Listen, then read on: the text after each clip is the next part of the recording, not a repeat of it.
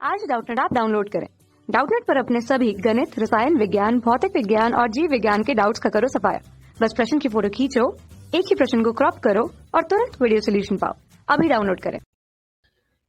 Hello everyone, हमारा प्रश्न दिया हुआ है 10% m/m मास बाय मास जलीय पोटेशियम आयोडाइड का घनत्व 1.202 ग्राम प्रति मिली है।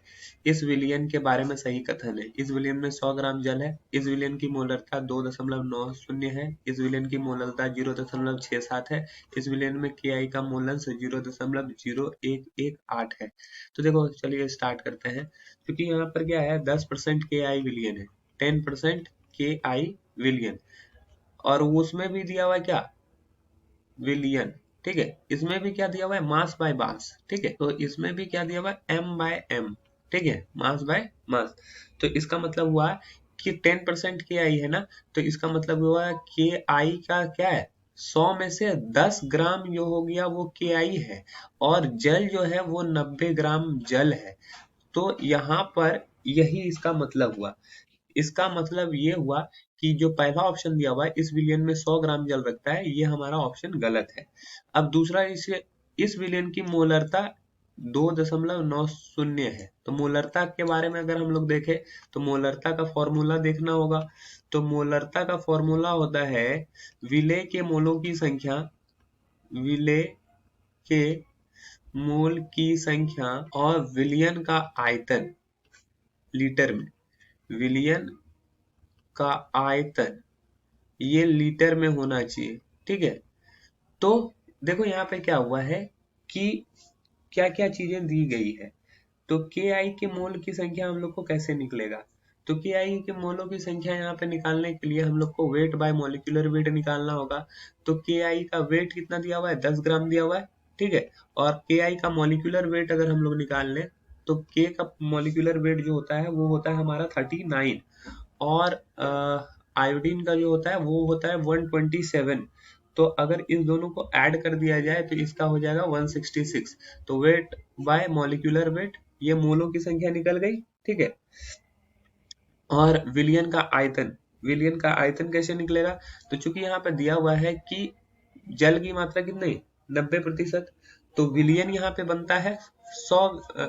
विलियन जो बनेगा वो 90 ग्राम जल, 10 ग्राम Ki, तो टोटल 100 ग्राम विलियन बनता है। ठीक है, वेट दिया हुआ है 100 ग्राम।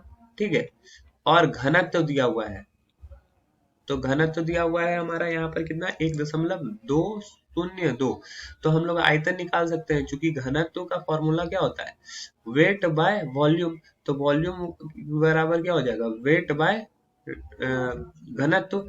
तो वेट हो गया हमारा 100 ग्राम। ठीक है, और घनत्व हो गया 1.202। तो यहाँ से अगर हम लोग इसका वैल्यू निकालते हैं तो वो आ जाता है कितना, 83.19 ml। ठीक है, तो ये विलियन का आयतन ml में दिया हुआ है। तो अगर ये 83.19, तो इसको 1000 से क्या करना होगा, डिवाइड करना होगा, तो ये लीटर में कन्वर्ट हो जाएगा। तो अब हमारा जो वैल्यू आ जाएगा वो हो जाएगा 10/166 इंटू 1000/83.16। ओके, यही हमारा वैल्यू आना चाहिए। तो ये हमारा वैल्यू जब आएगा तो इससे हम लोग को क्या पता चलेगा, ये हमारा पता चल जाएगा कि इसका कितना मोलरता है। इसको सॉल्व कर लेंगे अगर हम लोग, तो ये सॉल्व करके हमारा जो आंसर आएगा वो आ जाएगा 0.71 m।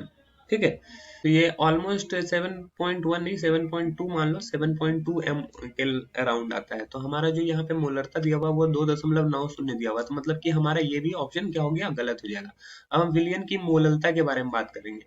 तो मोलरता के बारे में अगर हम बात करें तो मोलरता का फॉर्मूला क्या होता है, तो मोलरता का फॉर्मूला होता है विलेय के मोलों की संख्या बटा विलेय के मोलों की संख्या, मोलों की संख्या बटा विलायक का द्रव्यमान, विलायक का द्रव्यमान। वो भी किस में होना चाहिए, केजी में होना चाहिए।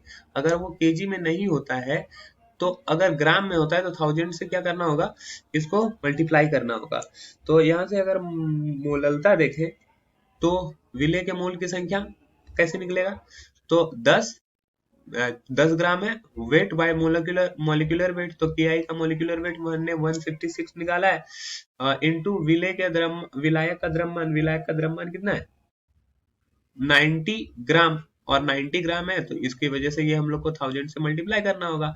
तो यहाँ पर अगर ये वैल्यू निकालेंगे तो 10,000 बाय 166 इंटू 90, तो ये वैल्यू हमारा आ जाएगा 0.669। ऑलमोस्ट हम लोग इसको बोल सकते हैं 0.67। तो हमारा जो ये तीसरा ऑप्शन दिया हुआ है ये बिल्कुल सही दिया हुआ है, और इस विलियन में के आई का मोल अंश 0.0118 है। तो अगर इसके बारे में बात करें हम लोग मोल फ्रैक्शन के बारे में, मतलब मोल अंश या मोल फ्रैक्शन दोनों एक ही चीज है, तो हम लोग के आई के मोल की संख्या निकाल लेते हैं पहले, ठीक है। तो के आई के मोलों की संख्या, के आई के मोल, तो के आई के मोल हम लोगों ने निकाल चुका है वेट बाय मॉलिक्यूलर वेट, ठीक है। तो वेट बाय मॉलिक्यूलर वेट ये वैल्यू आ जाएगा 0.06 मोल, ठीक है।